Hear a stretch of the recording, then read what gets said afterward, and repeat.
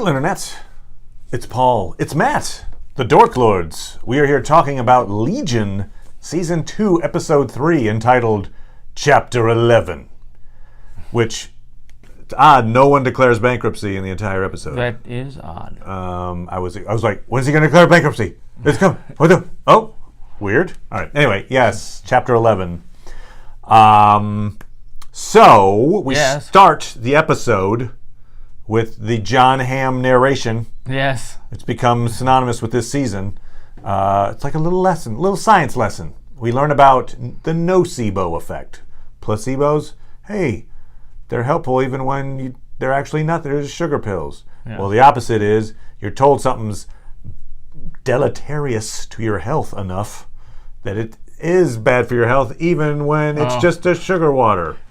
This will make you vomit. Eventually makes you vomit. Then there's the big cheerleaders with ticks. Not ticks on their heads, but... Yeah, very good there. Ticks. You know, Yeah. Ticks. So that was a thing where we learned about contagion. Then we moved into the beginning of the story, and we start, which is a pretty cool spot, which is Farouk is sitting at some kind of a bar or restaurant. He's got two women with him. He's just kind of sitting there quietly. In his shades is reflected the chalkboard version of the battle that he has with Professor X that we see from Season 1. I've got a screenshot of it. I'm probably going to use that as the screen cap. So you'll see it. You'll see chalkboard version of himself in his own eyes. But so the idea is, in this moment, he's fighting Professor X in his mind while hanging out with some ladies at a restaurant. And then promptly collapses into his food, we assume. He died. His body died. That was that moment when he sent part of his soul off to latch on to young David, but he had been defeated by Professor X. And you brought up the point, because I didn't think about this at the time when I was watching that thing. I thought, it's kind of interesting that here's this guy just sitting in a restaurant hanging out. But meanwhile, like across the planet, he's having this interdimensional battle with Professor X. You brought the point that in the comic, they're sitting across the table from each other. That's right. Actually, it takes place in sort of a nightclub. And they're actually not across the table. One guy's at his table, and he's off in the other part of the nightclub in a different table. So they're having a battle across the room in their minds. But they were in the same room at least. Yes, they could see each other. So theoretically, the camera is Professor X. Turn it around, I want to see Professor X. Okay, fine. Perhaps. I could have just had some guy with bald. Right. Could have had just a head. Could have. But no. Or even go back to the wheelchair again. That's fine. I don't know. Yeah, sure. No, it's not comics, now. He's walking. That's right. Good point. Pre-wheelchair. Yeah, gotcha. he's just bald. He's just bald. Bald walking guy. That was his name at that point. I'm bald walking man. So that's where his body expires, Farouk's body. So we then see the Migo monks take his body, put it in like an egg-shaped coffin, because we find out you can't burn it, you can't drown it, you can't. The body can't be destroyed. So they mentioned later. I missed that part. I'm terrible. You're awful. So they basically just they break a hole in the floor of the temple and are like, there's enough of a gap down there. We'll just cut it. Boonk. So they leave the tomb, more or less, of the Shadow King beneath the foundations of this temple. What we learn in that moment, and also another scene later on in the episode, is basically there's this constant beating against the coffin that drives the monks mad. It kind of reminded me Telltale Heart. Oh yeah, a bit, the beating under the floorboards. The beating of his hideous heart. So I say that sometimes. Oh, do you do that? I do. You do? Okay. There's certain moments in time when that's appropriate. Yes, okay. It is. Because I always like the fact that these cops come and he's like paranoid about the fact that they know what's going on. They don't. Can't you hear it? Can't you hear it? He rips up the floorboards of the cops presumably just sitting there like, what is this guy's problem? There it is. Or the Great Simpsons version of that, where Lisa sabotages the diorama of the Telltale Heart, and then he keeps hearing it. Anyway, so it's The Simpsons. No, it's this constant beating drives the monks mad. We see eventually in the episode, like, they hang themselves. They go crazy, and he's like the last monk left, basically. When I say he, the missing monk that they're trying to find, it seems like he's the last remaining Migo monk, who may or may not be crazy himself. Sure. After hanging out in that area for that long. So we then pick up with David and the gang. We see Sid walking around as a cat. She's in cat form, trying to investigate where the monk might be. They're trying to find the monk in D3. And at some point, there's a discovery where, whoa, the room filled with chattering teeth people's got a bloody handprint on the window of the door, and there's a vent panel open. One of them escaped. We did see last episode that the monk was hanging out in that space, so I guess the implication is it was the monk, and he got out of there. Although it's interesting, why would he escape through the vent after? Maybe he was trying to check the door. Like, oh, it's not open. Had some blood on it. Let me rub some blood on and then I'll go over. I didn't get anyway, but fine. Monk escaped the chattering teeth room, and now there's this thing of like, not only is this somebody escaped the room, but oh my God, quarantine. Yep. He's contagious. There's bad things are happening. So, David decides to go check in with Farouk. So he uses the pod. Yeah. Which, by the way, I mean, it may be obvious, but it is starting to resemble much more the Cerebro in a way. It's like, Professor X got his round steel sphere that he sits in and uses his powers. Well, his son now has a sphere that he lays in to use his powers. I don't know. There's a similarity there. Sure. Okay. All right, you're not buying that one. All right. So just throwing in theories. They can't all be gems. No. It's the Baskin Robbins, the 31 flavors of theories. Okay. So David goes and has a very illuminating conversation again with Farouk in Farouk's mind. Well, somebody's mind. They're in a mind palace. That's right. One of those mind palaces. Interestingly, we don't see Oliver, I think, at all this episode. No, but we get an extended experience with Lenny. Right. But I was just kind of looking around for Oliver, like, oh, he's the other true, one. Yeah. But maybe Jermaine Clement was like unavailable this episode. I don't know. So. But yeah, so Lenny is there's a through line of this episode of people going crazy. And I kind of feel like Lenny is going crazy as well. That she's crazy-er. She's trapped. She's suicidal. She's just going off the rails. Yeah. I think we're supposed to try to feel sorry for her, but not really. You didn't try? You were supposed to. I didn't try. Also, they were trying to make Farouk seem a little sympathetic. I'm like, wait, what? But okay, what? Well, I was going to say, David does say a number of times, like, "Oh, look what you've done," or whatever. So he does. Doesn't let Lenny get away with it. And he says it to Farouk too, like, "You latched on to me as a child." Yes, right, exactly. So I don't think the show is trying to let them off the hook. Gotcha. It is, having them express their own opinions about what they do is perfectly legitimate. True. Instead of just saying like, "I'm evil and I know it." Yeah. Oh yeah, I'm evil. No, right. You shouldn't be trying to stop me.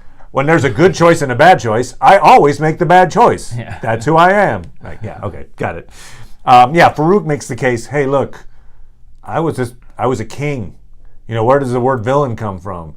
It comes from peasant. And the white man showed up to this other place, kind of like colonizing more or less, and you decided I wasn't a good enough ruler, so you took me out Didn't ask. Basically, your dad was horrible, and he's a jerk and a horrible person. Which David doesn't seem to believe in that moment. But no, he's not buying it completely. But what is he going to do? So there's this thought of like, David's still on board to try to find find Farouk's body, and Farouk says something that seems against his own self-interest. Right. Yeah, I thought that was interesting. Because he's like, "Are you sure you want to help me?" Yeah. You'll be screwing over your girlfriend. Right. You're essentially having your girlfriend commit suicide. Like, okay, well, that may or may not be true, but isn't it in your interest for him to find your body? So why are you trying to talk him out of it? That was weird. That was maybe one of those little clue moments that later on in episode 10 will be like, perhaps, I guess, or you might say be testing exactly how interested it is in accomplishing it. So if he could be easily like, what if your girl, this could be affecting your girlfriend, or what if your laundry comes in or whatever, what if a friend comes in from out of town? Just trying to see exactly how committed he is, perhaps.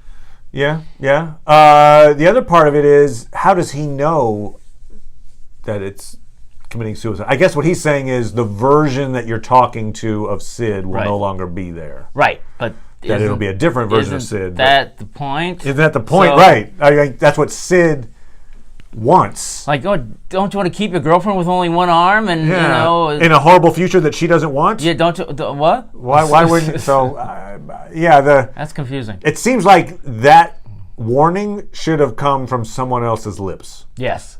Than the guy who he's helping out. Even Lenny. Right. Lenny could have given that speech. Lenny could have been like that. Like, I don't know that I'm going to, help me get my body, and I'll help you not have to do this thing with I do think that's the way the show's going.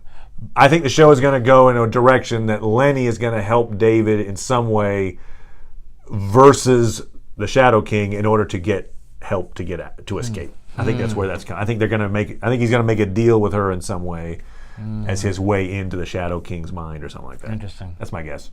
Because she's so desperate. And they're not even, it was almost played for laughs, really? Because she's in the background hanging herself and she shoots herself in the head and they're like, anyway. So, like, it wasn't like, oh my God. Yeah. They're like, we don't care. Well, it's all in his mind. It's all in his mind. We had to say that once or twice or 5 times an episode. Maybe one day we can encourage everybody to create a drinking game based on that. Yeah, that's right. It's like all we should have some ratio then, just to make sure no one dies of alcohol poisoning.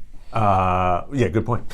That would be a tough drinking game to maintain sobriety. Then the audience numbers, subscribers are going down. Oh no! Oh God, they're all dying.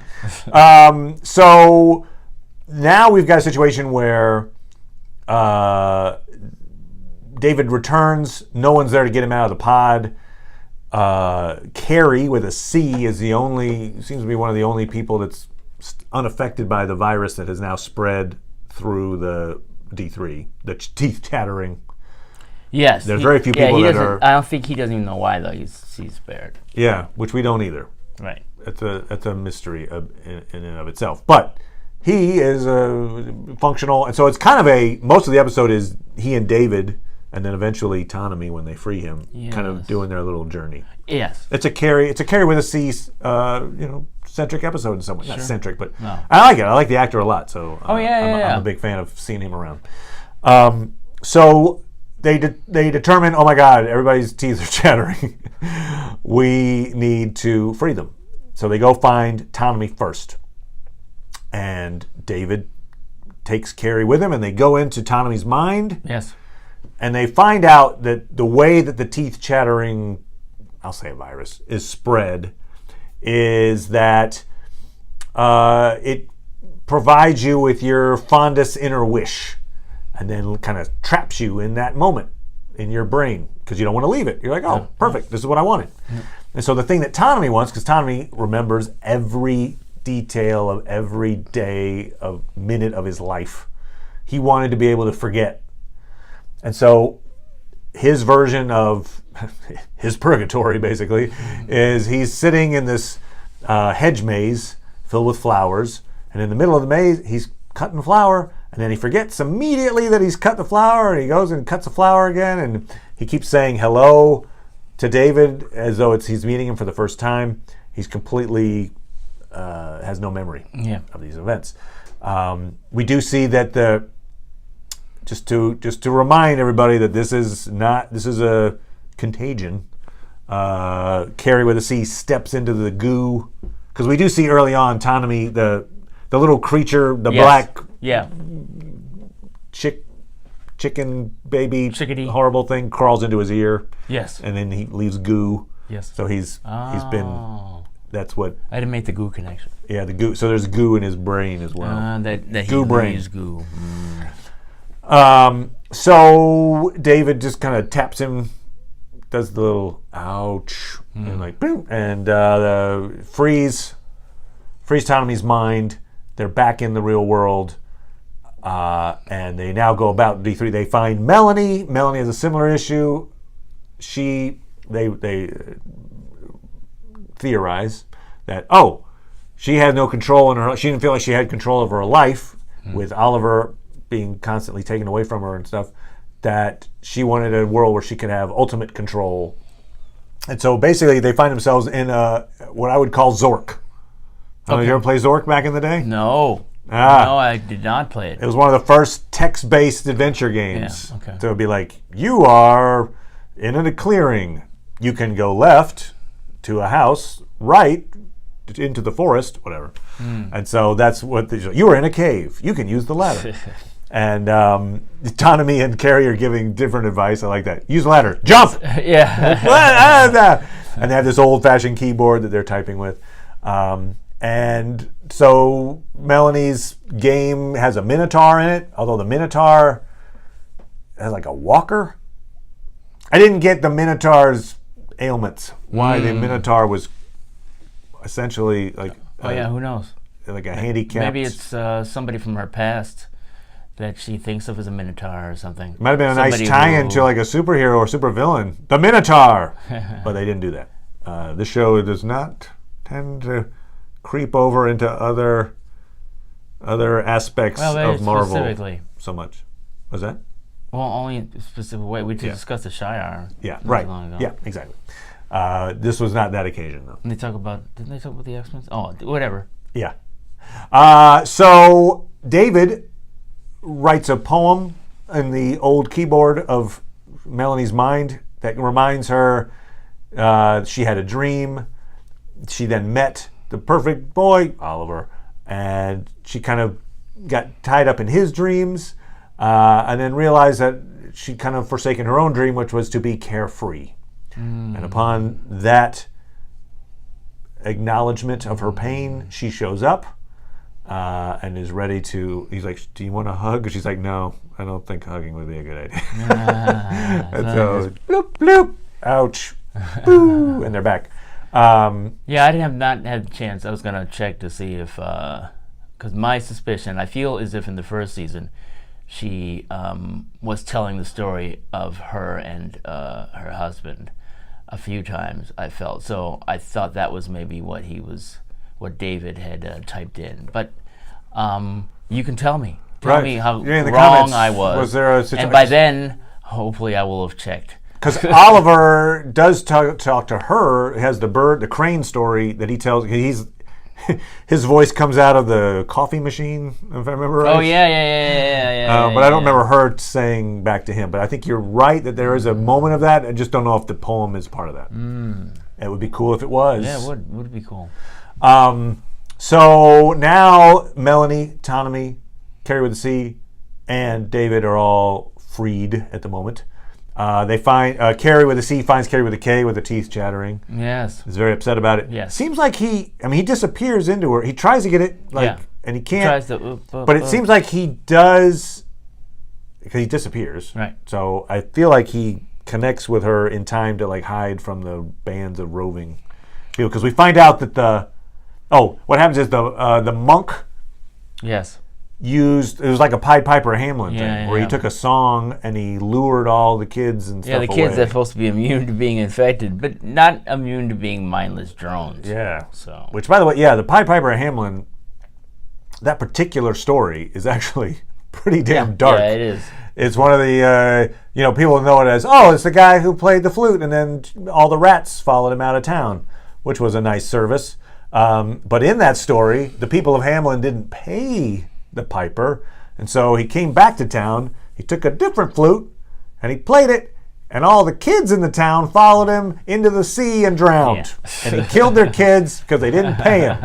So I don't like what if that's the reference. It's like you okay. Yeah. Ooh. So the monk is still. It doesn't seem like he's like. You would think in a comic book that Shadow King's bad.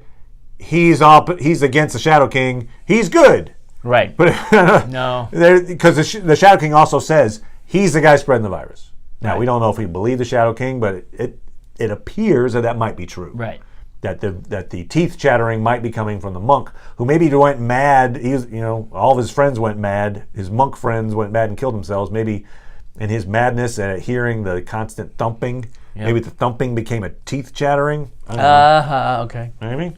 Theory, that's the Baskin-Robbins.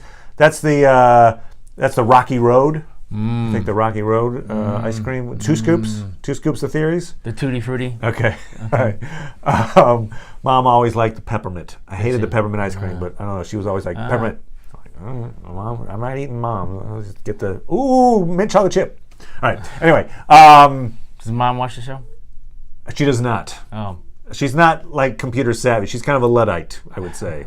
But Mom, if you're watching, peppermint ice cream, let's go to Baskin-Robbins, and we'll hopefully they'll have that flavor. All right.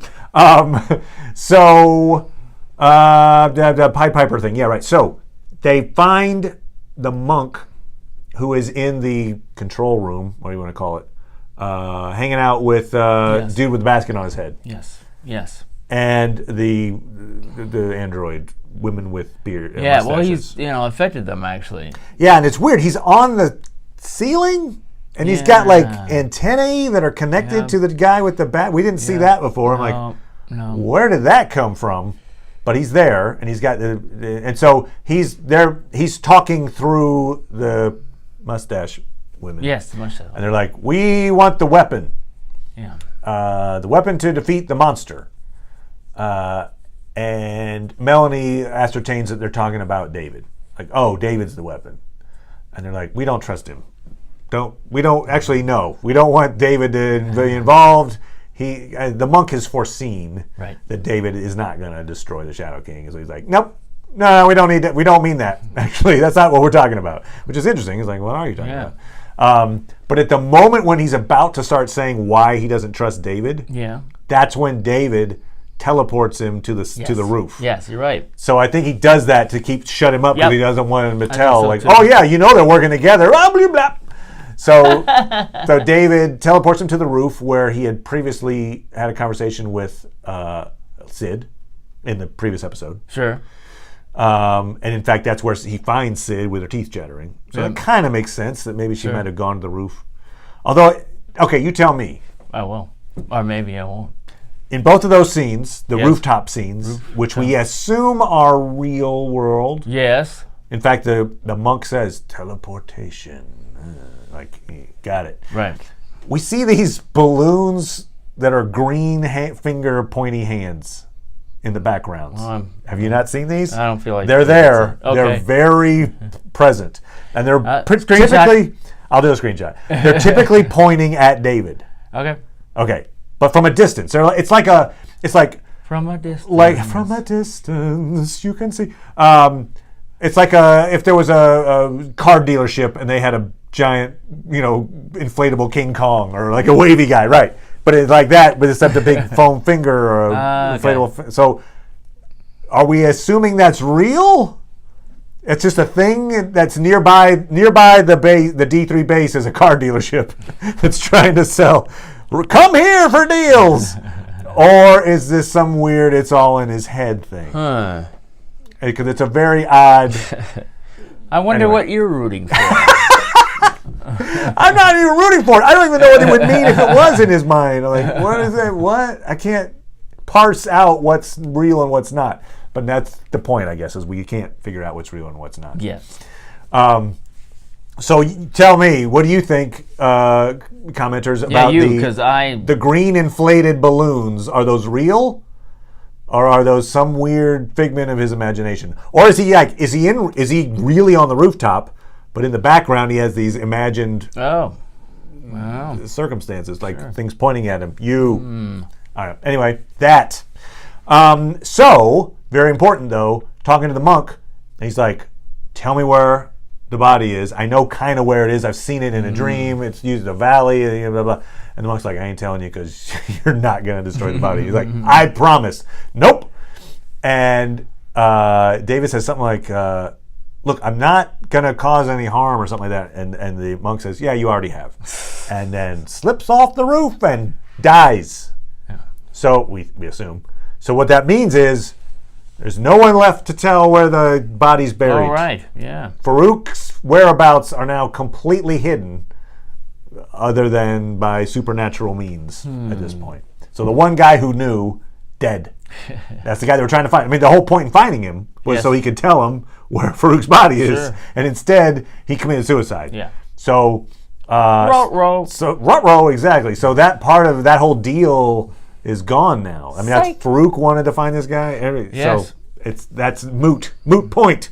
Well, yeah, theoretically, they need to find another person who knows. Because yeah, can't see that. That's well. Well, there's another monk. Did I mention there were McDonald's a second monk? So Sid is up on the roof. Yes. He turns around. There she is, teeth chattering. Yes. Goes to touch her.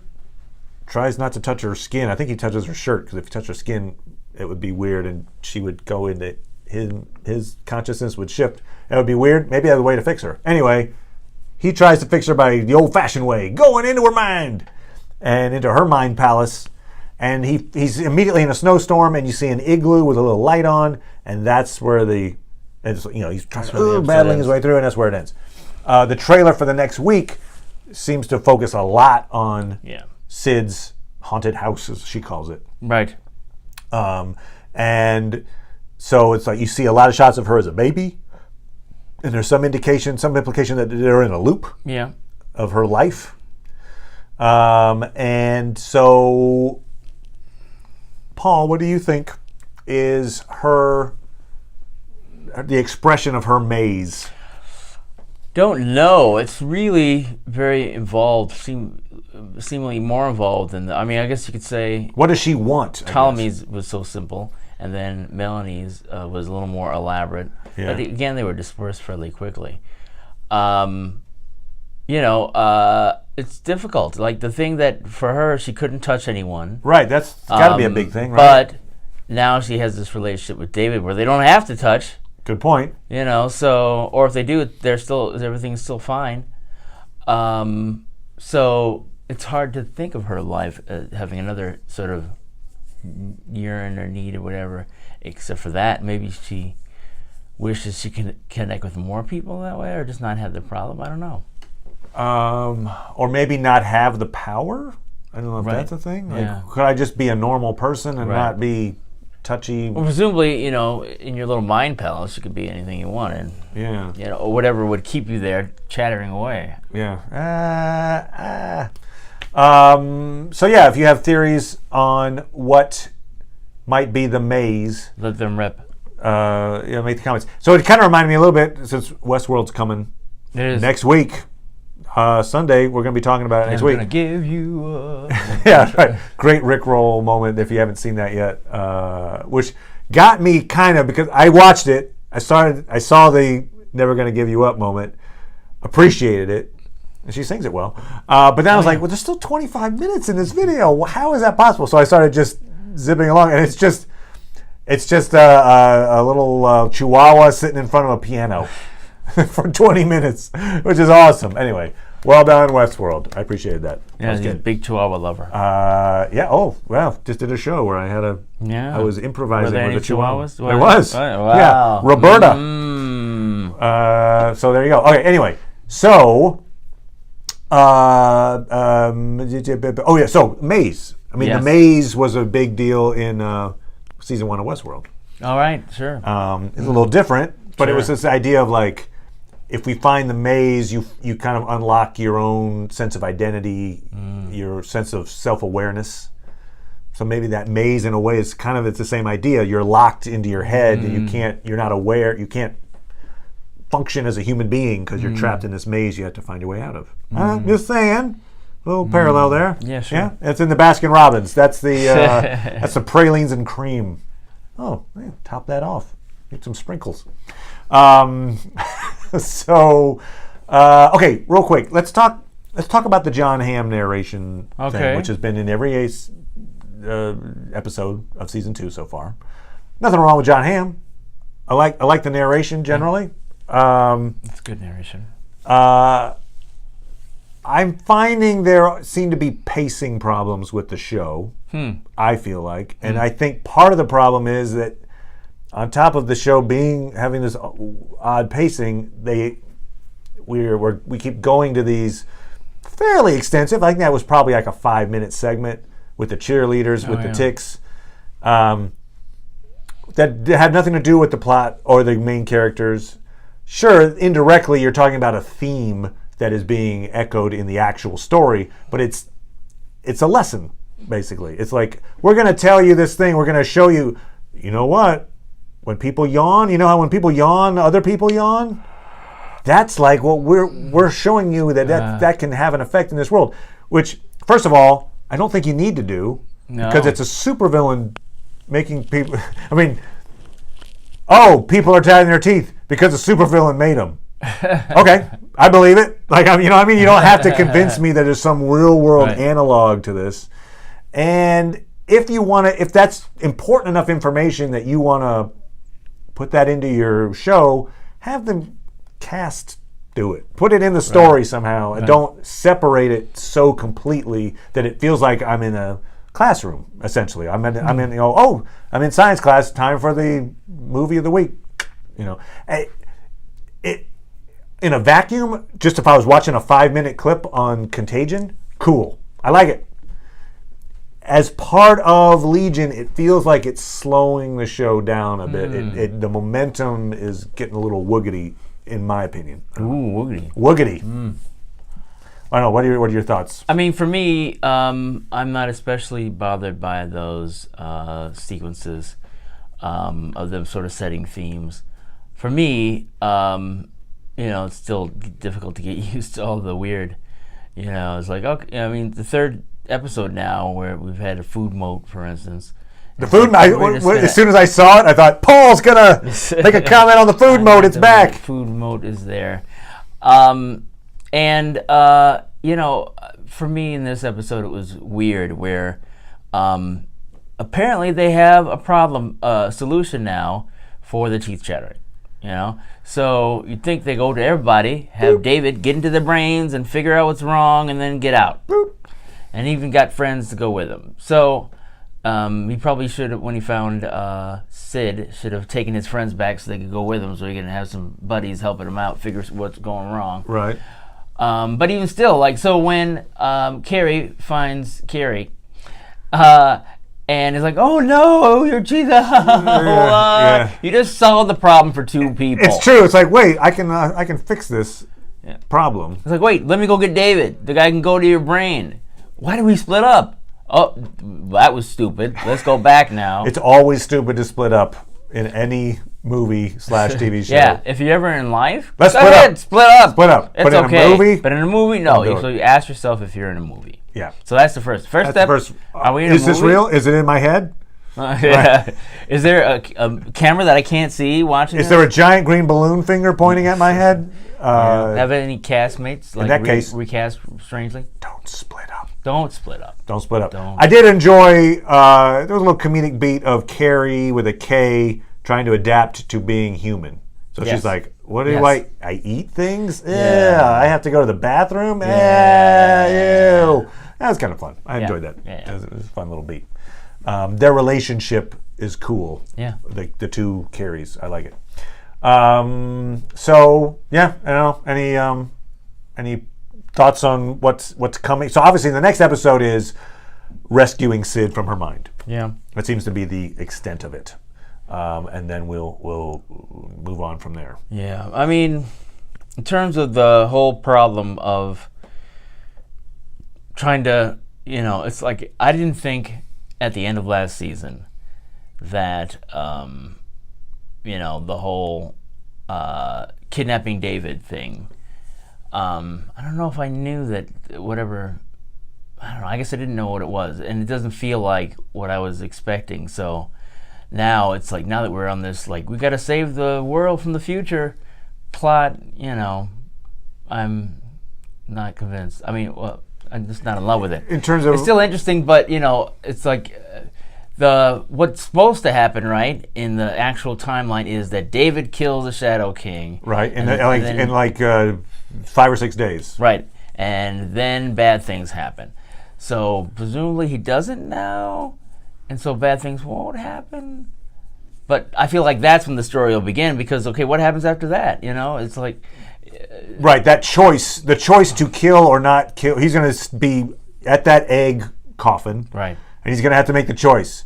Destroy the body or not destroy the body. And you're saying you'd like that to be earlier so you can see the stuff that comes after that choice, as opposed to have that choice be episode 11 or something. Yeah. I hear you. Right. Like, move up to the cool ramifications of this choice. I mean, I don't need them to be cool. To me, that's just, I mean, they changed something that was essential for the first season, where they were opposed to section whatever it is. D3. And so now they're not. Now they're buddies, except that they have to, It was a very quick change. I mean, in terms of, it wasn't a quick change chronologically, but right, from show terms, story, it was like one episode they're enemies, next episode they're friends. Right, and that would be okay for me if it feels like they're falsely creating conflict for that grouping by having David have to enact a plan that no one else knows about. So I hear what you're saying. So they have to create this another way that they can be at odds, even though they're not at odds. Yeah, and the fact that David isn't actually battling the Shadow King in order to free Oliver is kind of like, wow. I mean, they barely talked about Oliver. They really, and especially because he wasn't in this episode at all. Yeah, but even still, before that, you're right. It's like they're losing Melanie the thread. Should be afraid, angry, and upset about what's going on, because really, it doesn't seem like Oliver's being taken into consideration. Yeah, so. The urgency of Oliver.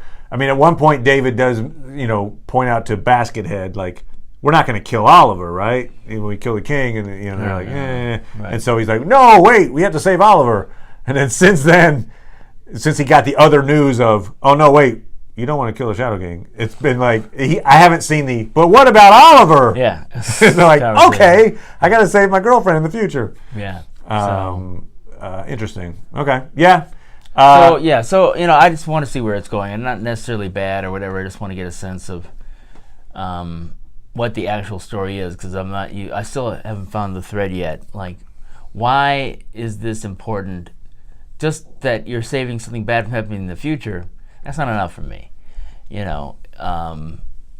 Basically, you're talking about, I mean, maybe it's better not to kill, the Shadow King. Maybe better to find some way for that person to exist. It doesn't seem like it, though. It seems like it has to end at some point in his death.